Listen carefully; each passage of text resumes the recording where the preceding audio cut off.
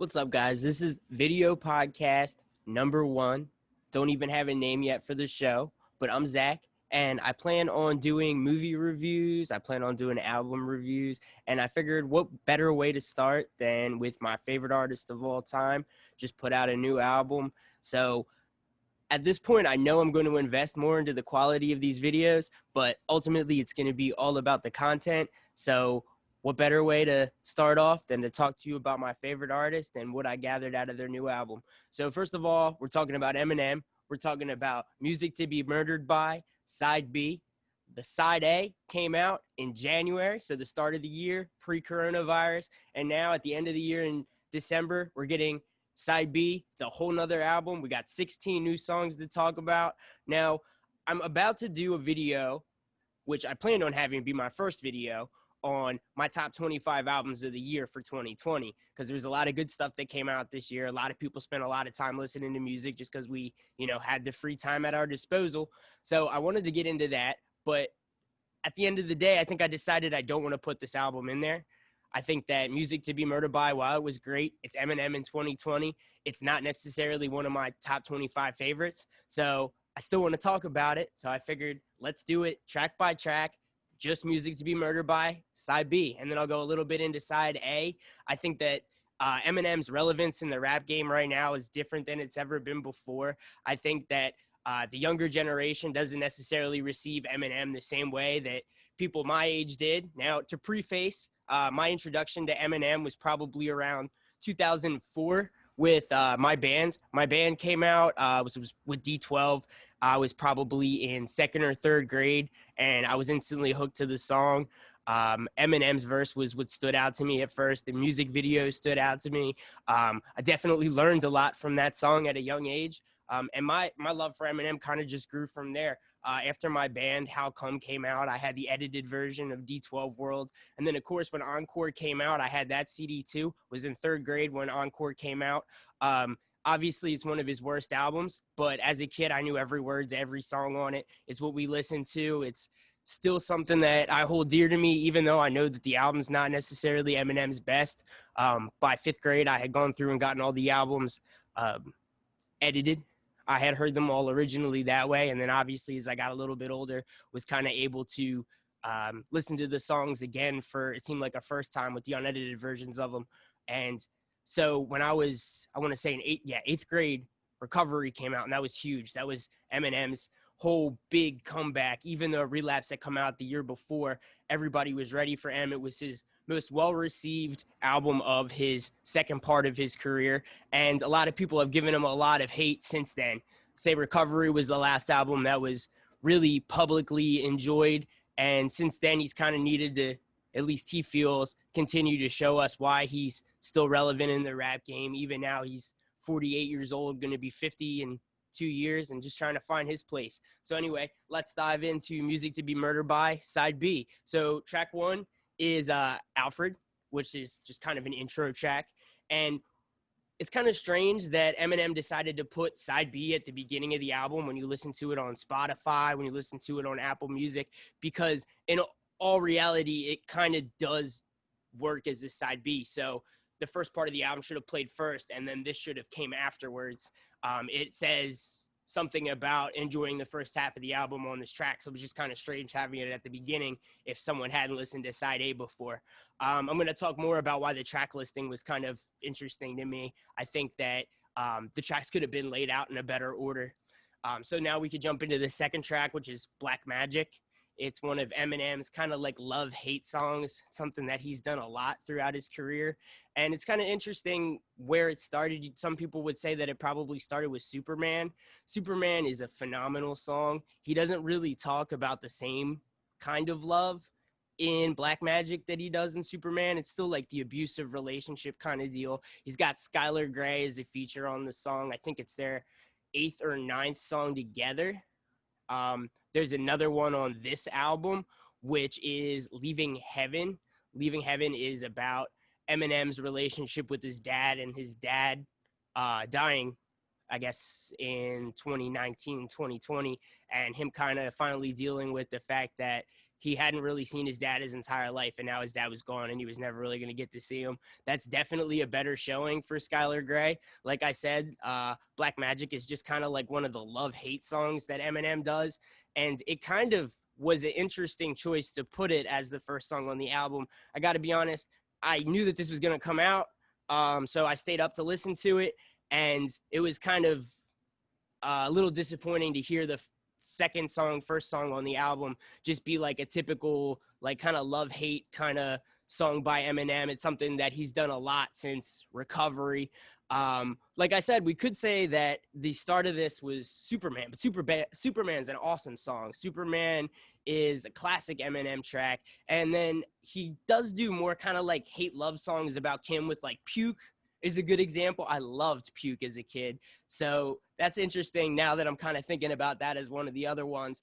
There's Spend Some Time is one on Encore. He's got these songs where he talks about love. It's all about the abusive relationship, cheating. But then they got super big, obviously, with Love the Way You Lie, which had Rihanna on the chorus. And he's kind of tried to do that same type of song a bunch of other times since then. Sometimes it works out, sometimes it doesn't. Spacebound's another example of it really working out well. I mean, you could even say that on Marshall Mathers LP2, he kind of did one of these love-hate songs with Kendrick Lamar with Love Game, and that song's awesome. But yeah, Black Magic definitely isn't one of those songs. It's, he talks about killing somebody who he loves, and there's a whole bunch of different, I mean, obviously clever. It's Eminem. He's saying a lot of great punchlines about the whole situation, but it's not anything over the top. It's not a song that he hasn't done before. Now, song 3 on the album, which is Alfred's Theme, is definitely something that hasn't been done as much. It kind of reminded me of Campaign Speech, which was just a one-off Eminem track a couple years ago where he rapped for like 6 minutes on no beat. And on this one, he raps on Alfred Hitchcock kind of theme music for Music to Be Murdered By, which was obviously originally a soundtrack, an Alfred Hitchcock soundtrack from, I believe, the 50s. And so he goes and he raps on kind of like this circus type beat. He's got a lot of really good lines in it. It's a 6-minute song. It's really an interesting fit when you kind of think about the layout of the album and you just listen to this love hate song as your first intro to side B. And now we're going into 6 minutes of M just rapping over circus music. Now, some of the big standout lines in this song are definitely that he mentions Billie Eilish and he mentions P. Diddy, and he mentions them kind of both back to back. He says, I'm giving nightmares to Billie Eilish. I'm Diddy's side bitch. I'm East Side bitch, is what he says. And, there's the good witty lines. He's not necessarily going at anybody's throats. He's just, as he usually does, staying up on the pop culture. I think that this song is definitely one that the stands are going to enjoy. If you like listening to Eminem rap fast, rap at all, make lots of clever punchlines with no chorus, that's what he's doing here for a long time. It's fun. He mentions coronavirus. But then we slide into track 4, which is called Tone Deaf. So we just got through the beginning of this album where we had a love-hate song. We got 6 minutes of circus music. And then I thought it was really interesting that his next track was called Tone Deaf, because it really showed that he was doing whatever he wanted on this album. He does not care what the critics think. His reception, it's not there. He's still making music that the stands are going to love. It's a self-produced track. There's a lot of self-produced tracks on the album. I'd imagine M, like everybody else, was at home a lot. He had the time to really get into the nitty-gritty of those details, maybe to an extent that he hasn't before. There's a line in the song where I love all the little punchlines. This one had one of the ones I remember the most when I think back to listening to the album. And he says, Chris Christopherson, well, I'm pissed Offerson. I don't know, just a stupid little corny line I remember from the song that really stuck out to me. Now, it's just really, I was a little disappointed listening to the album for the first time. And then, we have all these songs in a row that I knew weren't going to hit reception-wise, because obviously I love him. He doesn't have to prove anything to me, but, there's a lot of people that really do question his spot. And with Tone Deaf kind of on the album after that, where he talks about he says, I don't really care what you have to say. I'm tone deaf. He says, I'm not going to stop till my hair turns gray. Like, I'm not going to stop until they cancel me. So, it's really M showing that he wants to do this, but he also says he's still got a lot to prove. So there's some interesting contradictions going on in this track. He talks a lot about, his reception through the younger generation too. I mean, and that's really interesting to me. You know, we mentioned Billie Eilish. Billie Eilish said that Eminem scared her. I mean, you know, I said I was 7 years old when I started listening to him. It was something that was huge for me growing up as a kid. And I don't think that kids in this age necessarily get it the same when they listen to it.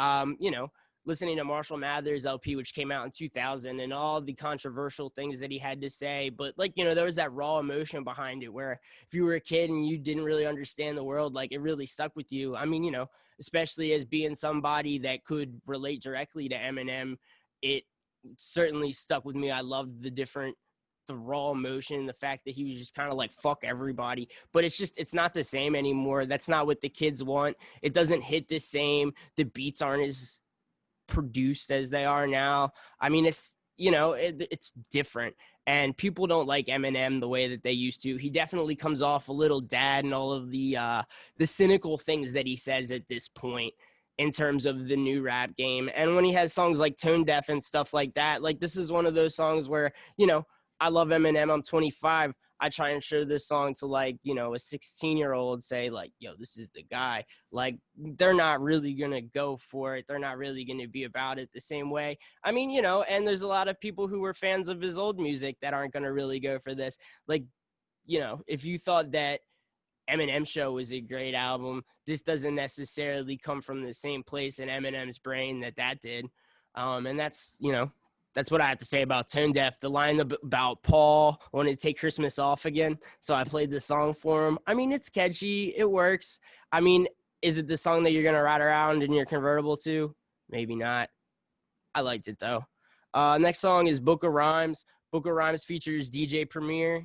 If you don't know who that is, he was involved in tracks such as Nas, New York State of Mind, Biggie, 10 Crack Commandments. Like, you know, big name in the OG hip-hop community. So he's on Book of Rhymes with Eminem.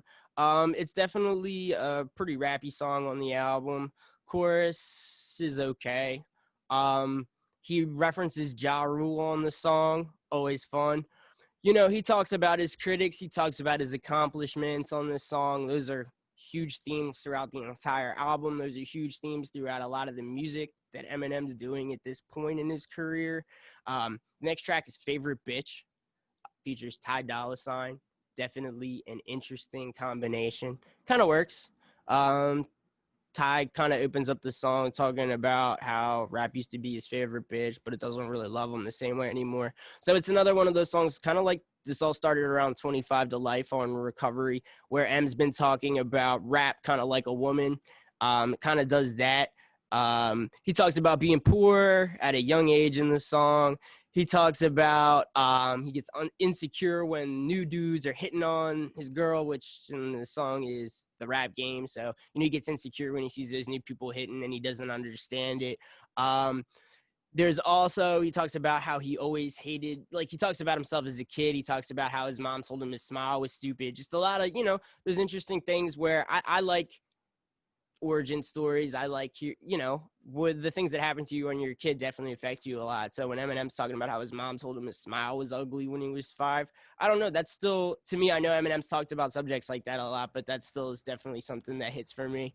And then he also talks about Weezy and Cole in the song being like the best lyricists of today. Those are my top 3 rappers: Eminem, Wayne, and Cole. So I really liked hearing that shout out. Would love to see all 3 of them on a track together. Honestly, at this point, I'd probably let J. Cole put together the track. I think that would be the safest bet if all 3 of them did it. But yeah, I mean, it's not the best song on the album. He kind of says like, rap, would you marry me again? Even though everything's so different now. It's definitely, I mean, you know, he's got that Eminem dad vibe on this album, like without a doubt. I'd say more so than he ever has before, in my opinion. A lot of people really didn't like Revival. I like Revival. Revival came out at an interesting point in my life where, you know, it was an Eminem album. That's what I wanted. And I don't really even care that everybody didn't like it. It had some kind of cringy songs on it, but I was still putting it in rotation. I think that Believe is the best song on Revival. For anyone who just thinks that album's trash, check out that one. The Chloroseptic remix, which isn't on the album, is awesome. A lot of the late songs on the album are really good. Talking more about like his addiction and stuff like that. Not a terrible album. Definitely didn't get a lot of hate. In fact, I know I'm only halfway through this album right now, but I'm seeing that the week projections for it are around like 80,000 units. And Wayne only had 8,900 units moved for Funeral. So, Eminem's still putting out those numbers. I know it's probably all the white people going out and buying it still. But I mean, yeah, people are buying physical copies of this album, just like they always have for Eminem. So then our next song is Guns Blazing, which features Dr. Dre and Sly Paper.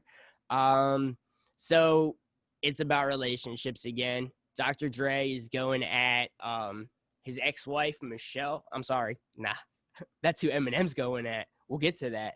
So Dre's going at his ex-wife Nicole. It's one of the Eminem kind of hate love songs. Not really. It's Dre and Eminem going at it with some bars. So yeah, Dre talks about his ex-wife, and Eminem talks about this person that he says at first he's not going to name Michelle, and then he obviously says her name in the song.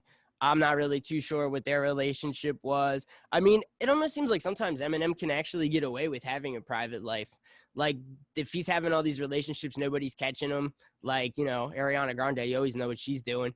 But I guess Eminem could kind of get away with these private relationships. I mean, obviously, River, he talks about, like, being with somebody and then getting an abortion and everything. So, like, I think that Eminem's shown us throughout his career, he talks about real experiences that happened to him. So I'm thinking these are real experiences too. I wonder if this song, the person that he's talking about in Guns Blazing, is the same person as River. So moving on from that track, we have Nat as the next one. Nat was the video that released at midnight with the album. Cole Bennett video, second time doing a Cole Bennett video, second one for this album. Obviously, the first one being Godzilla, which is probably the strongest track front to back on all of it. I know it's like the standout track, but I would say it's probably the strongest track. A lot of the Quarantine, I listened to that song a shit ton. I wanted to learn all the words to Godzilla, never got it down for the fast part. The rest of the song, yeah, I wish that Juice WRLD had a real verse on it because we all know that he could rap just like M. So it would have been really cool to have seen him do an amazing verse standing up with Eminem on the track. The chorus is sick, but it would have been really cool to see that. Obviously, that song was one of the top streamed songs of the year. I mean, M definitely had a part to it, but Juice WRLD has been pretty fucking hot this year. So, who knows if the song would have been the same without Juice. Awesome song, though. Anyway, back to Nat, which was the second Cole Bennett video. It's an okay track. The beat's kind of lazy. I don't really know how to describe it besides from that. The Mike Pence line's pretty dope, where he talks about my Pence will get killed, or Mike Pence will get killed, like is like microphone and pencil, but he says Mike Pence, and then I don't know. That was pretty clever. I mean, obviously Eminem is not afraid to say die to anybody in his songs, so the Mike Pence line, I don't know, it was cool.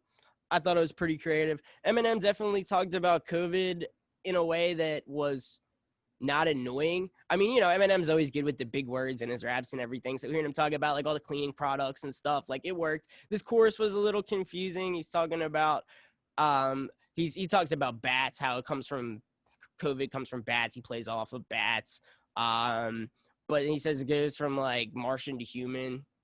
I don't know. Chorus is kind of weak, but the song's pretty good overall. There's a big flow switch in it. He mentions hydrochloroquine, which was awesome. I'm happy that Eminem was able to make a song about COVID and figure out a way to get a reference to that in there. Yeah, I mean, it was all right. It's probably top 5 tracks. It's just he also references machine guns in it in the chorus too. One of the more confusing lines. Like I said, the chorus is kind of confusing, but he says that they come with machine guns, but it's like trying to fight off a gnat. So maybe that's a mention to Machine Gun Kelly, which I will also say that Machine Gun Kelly put out one of my favorite albums this year, without a doubt. You'll be hearing about that album on the top 25. But, who knows if Machine Gun Kelly would ever put out that album if it wasn't for the Eminem diss. He said that he thought that his album before Hotel Diablo should have gotten more attention and that it kind of got ruined by the fact that he had the beef with Eminem. But, I mean, I went back and listened to that album again after Ticket to My Downfall came out. And I'm going to say Nah, Hotel Diablo is not that great of an album. This is really the first time MGK's come through with something. Anyway, it's not about MGK. It's about Eminem. Next track is Higher. Not a whole lot to say on this track. He mentions not having anything left to prove, and then he goes, yeah, I do. So, he's kind of still saying, like, he still wants to do this. He's still having fun with rapping. He still feels like there's a reason for him to be doing it. But besides from that, it's got an all right chorus. It's the second song in a row that kind of has like a brass horn in it. I forgot to mention that. Nat kind of has like a brass horn section part of it. It's pretty cool. Definitely, Eminem's had a lot of songs, just doing different stuff with the beats is refreshing. Yeah, that song had that. It kind of sounds like Cinderella Man, time to time, Higher does, but it's there. He talks about all the same things that he talks about on most of the album in this track. So after that, you get These Demons. So it's like about the contradictions in expectations that people have for Eminem. So like they say they want him to be edgy, but not too edgy. They want him to be old him, but not exactly old him, stuff like that. The song has a feature from, I want to say it's MAJ. Chorus is all right. There's a point where it kind of sounds like he says dick all in your rear. I know that's not what he actually says in the chorus, but I don't know. I kind of thought that that's funny every time I listen to it. He mentions wanting to have a Cool J gold chain in the song. It's the second time he mentions that. I like the imagery every time he mentions that. I think it's always cool when, he's flexing on, like all the rappers do now. Like, that's what he wanted when he was a kid. Like, everybody wants all the shoes and shit now. Like, Eminem wanted this chain, and damn right, Eminem got the chain. So from there, let's see. Is there anything else to even say about that one? Oh, yes. Okay. So he mentions Mariah Carey in this one. Still funny to me. I don't care. I don't know. I don't really love Mariah Carey. She's always hitting with the Christmas music. She's pretty full of herself.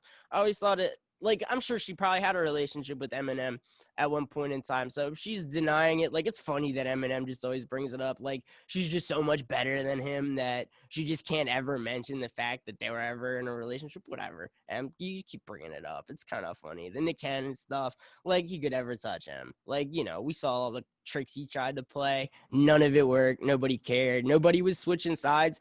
I mean, and that's one thing you could say about the rap game and Eminem. Like, Nick Cannon tried to call him a racist and everything, and nobody paid attention. Nobody cared. Nobody was like, oh, yeah. Nah, nobody was ready to cancel him for that. Okay, so after that, I forgot to mention, I also wrote down as a note for that last song that there's a lot of penis references in it. There's a lot of penis references in the whole album, which kind of goes into the next track, Keys, where he just, like, it's like a little piano track. It's like it's not the Ken Kniff voice, but it's Eminem just kind of being ridiculous, like My Salsa, something like that, which he's done a lot. I don't know, this one, like, especially, like, as he ages and stuff, I couldn't help but think of Adam Sandler. Like, we all, Eminem and Adam Sandler, like, just how Adam Sandler was so great when we were kids, and Adam Sandler's, we still love him. He puts out still every once in a while. He's hitting. His Netflix movies have pretty much sucked for the most part. A lot of people liked Uncut Gems. Some people hated Uncut Gems. But, there's nostalgicness to it. There's the fact that you still love these people. I mean, like, I'm a stan. All day, I still love Eminem. I don't care. Adam Sandler, some of these movies have been pretty friggin' bad. But, you still love the nostalgia. You still love the same things you did when you were a kid. And I bet you there's a lot of overlap between people that liked Adam Sandler and Eminem. All right. So the next track is She Loves Me. So She Loves Me is a love-hate song. Once again, obviously he got a lot of success doing this on Recovery with Love the Way You Lie. And he's continued to do it a lot since then. Like, off the top of my head, I could think of numerous songs. Stronger Than I Was on Marshall Mathers LP2. On this album, you have tons of them. And they're some of, honestly, the weakest ones, which made Music to Be Murdered By, like, when it first came out in January, a hard album to say that you really liked because it had some of the most skippable Eminem songs just because he's done these love songs so many times. And there's a lot of them on here. So, In Too Deep, Farewell, Never Love Again, all the love songs that he has on here. None of them really say anything different or new. I actually liked on Kamikaze, which was, obviously his album where he just fucking went at everybody. Awesome album. One of my favorite new Eminem albums. Honestly, every track on it I think is pretty damn fucking awesome. But Normal is on that. I think that one's pretty great. That's one of the Love Hate Eminem songs that I thought he had a lot of really great original lines on. I thought the chorus was really good. Yeah, he didn't overthink Kamikaze, as he said, and Kamikaze definitely turned out pretty great. Especially in terms of his later discography, he's got a lot of really great rhymes on it. I'd say that, in my personal opinion, looking at Music to Be Murdered by 1 and 2 versus Kamikaze, I like Kamikaze better. Kamikaze also introduced me to Jessie Reyez, who was on the last 2 songs on the album, and those are love-hate songs. Jessie Reyez kind of does the same thing with her career, but she's fucking awesome at it. Jessie Reyez is the #1 artist that I would say needs to blow up that hasn't yet. Like, to a huge degree, I think that people should be listening to Jessie Reyez the same way they're listening to Rihanna, without a fucking doubt. So if you haven't heard of her, honestly, go check out her album. I'm going to put her album on the top 25 because she killed it this year and nobody's giving her any credit. And I found her through Eminem. Go figure, I liked it so much. Obviously, Joyner. Interesting year for Joyner Lucas, but Lucky You might be his biggest song of all time. Who knows? Lucky You is definitely one of the best Eminem songs of Eminem's career since 2010. So the next track after She Loves Me is Killer. It's kind of a lot like White Trash Party. There's 5 10s, 15 20s. Throw it in the bag. Go ahead, get the money. Burn it, something. I don't know. He's talking about burning money. That's what he likes to do. It's fun. Honestly, I remember So Bad, which is on Recovery. I think that song's super fun. And this song's kind of like it in a way. And that was in the soundtrack to Despicable Me, actually. So, there was definitely a point listening to Killer where I just, saw Minions in my head listening to this song, Burning Money. I don't know.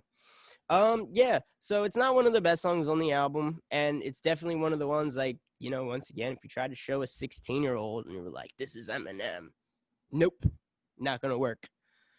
But then something weird happens when we get to track 15, Zeus with White Gold. Fucking banger. Track 15. So the chorus by White Gold is on point. He's talking about rap guys. He's talking about monsters. It's just a good encompassing chorus on Eminem, but it's also catchy. It's probably better than something Eminem could have done. So he references Tekashi in the song. Just a nice little cocky line. He references Machine Gun Kelly. My opinion, probably best song on the album. He does a really good job in this song talking about police brutality. He does a really good job showing his perspective on equality in this song. It stays a hard song. Eminem tends to get a little corny. That was one of those things that people really hated about Revival. He talked about a lot of tough subjects, and he was kind of corny. The delivery wasn't that great. Zeus really gives a better delivery on those topics than he has in the past. He also talks about Snoop Dogg on this song and how Snoop Dogg dissed him. Now, if you've heard anything about this and you're thinking it's just a recent interview where he talks about how, he would never listen to Eminem. He's a gangster. Eminem is not in this top 10. Yeah, well, in an older interview, we're talking about Snoop Dogg. Snoop Dogg said a whole bunch of shit about how he never listened to Eminem because he's a gangster. I mean, it's just ironic to me. They toured together around that point in time. Snoop Dogg's crowds and Eminem's crowds coming together was a beautiful thing in the early 2000s. Talks about stands not for gangsters. He would have rapped something completely different on that beat. This is an older interview where he talks shit on Eminem. He's talking about it's just not for gangsters. He doesn't know who would listen to it. It's kind of funny because, ultimately at the end of the day, the answer is probably white people. It probably comes down to, yeah, Snoop, you're not thinking about this because you're not the fucking one that would listen to it. I mean, but it was, if you listen to Marshall Mathers LP, he calls Eminem the great white American hope. He calls him nephew. You know, he's really like loving on Eminem in that album. And like I guess that just really wasn't how he was actually feeling about Eminem's music. And Eminem obviously thought that he had the G Pass from Snoop Dogg. So like it was probably pretty disappointing for him to find out that that really wasn't the case. Sucks, like Snoop Dogg kind of sounded like an old man in what he had to say about Eminem, the same way Eminem sounds like old man on some of his shit. But at the end of the day, with Snoop Dogg and everything, when the fuck's the last time Snoop Dogg had a big song? I mean, like, I remember being a kid and Drop It Like It's Hot was popping. 2011, he was popping off with Wiz Khalifa. But Snoop Dogg puts out music all the time, and nobody ever, you know, really pays too much attention to it. Like, I really don't think that they do. Like, you don't see any songs ever getting any kind of Billboard plays, nothing like that. But, you know, he's old. That's fine. But at the same time, really, we're still talking about Eminem's album. We're not talking about Snoop Dogg's albums. Snoop Dogg's still fucking awesome. It's disappointing that this happens. Anyway, last track. Discombobulated. He starts it off saying accents, which was sick because this could have been the best song on Relapse. This could have been, once again, the first song on the album. And at midnight when this came out, instead of getting tired by the time the song finally came on, I could have been friggin' laying in bed, fucking going crazy, listening to Discombobulated. There's a lot of switches in it. He definitely does the accents. It definitely hits just like some of the Relapse songs. It kind of reminds me of Encore too, the song Encore. It's crazy straight from the beginning. There's plenty of flow switches. There's a really good diss for Ja Rule in it where he talks about how, you know, Jaws verses always sound like Dr. Seuss books. The chorus is really good. Eminem killed it with, this is the best chorus on the album. And in terms of coming from Eminem, absolutely. You know, and then we're done with side B. Then we go on to the regular programmed album, which I'm not going to talk too much about. I think a lot of the things that there are to be said about it have probably already been said. There's a lot of great features on it. Eminem hooked up with Don Toliver right when he was popping off on it. The song with Anderson .Paak is fucking awesome. He's been doing great with him. Anderson .Paak's been doing great with features lately. I'm sure his next album is going to be incredible. The Young M.A. feature on it is awesome. The first track, Premonition, Eminem's just, you know, going for it. It's a great verse. He says some awesome things comparing himself to Tom Brady. And that kind of also brings me back to Zeus. I kind of forgot to talk about it. He also kind of gives a message to Drake saying, like, they're going to turn on you at some point. He mentions Future. He mentions Migos. He mentions how Chance kind of got super dissed on his last album, just in terms of, like, the reception and everything. It's a pretty okay album. In all reality, like, it just wasn't what everybody expected from Chance's first album. It would have been pretty on par with the mixtapes. It's just unfortunate as his first album. Still loved the Chance, for sure. But anyway, back to Music to Be Murdered By. Side A. I already talked about Godzilla, which is probably my favorite song on it. The song with Young M.A. is really hard. There's some really good verses from Royce on this. The King Crooked verse on I Will is really great. Like I said, it's got some skippable songs, just in terms of the love songs that I mentioned on it. Overall, for all of Music to Be Murdered By, the first part that came out in January and the last part in December, I give the album probably about a 7.5. The stands are going to enjoy it. The people that still love Eminem, obviously going to enjoy it. The new rap fans, unfortunately, are not going to love it. And that's just kind of how it is now. And it's unfortunate. I listen to it a lot by myself. I find that that's my favorite way to listen to Eminem at this point. It's not really something you throw on in the car. It's more something that, you know, you want to get involved in the story. You're going to listen to it yourself. Yeah, so stay tuned. I am going to be doing a podcast on my top 25 albums of the year. I don't know what I'm going to be calling my podcast yet, my YouTube channel or whatever. I'm thinking something along the lines of Z Notes from my black book where I'm writing everything down. Could be Zack Attack's topics. I don't know. I had no clue what I want to do in terms of titles. To me, it's all about the content. It's all about just being able to have a good conversation. So we'll see how it turns out. If I could get some good feedback, I will definitely be making more videos. I could get into more video editing, all that shit. Maybe we'll just turn it into a podcast. Who knows? All I know is that I wanted to talk about Music to Be Murdered By. I want to be talking about my favorite albums of the year soon, and stay tuned because we are definitely going to be talking about the Oscars when those come up as well. So that's all the new stuff that I'm going to be having going forward. And yeah, Music to Be Murdered By Side B just came out. Eminem still doing it in 2020, and I'll talk to you guys later.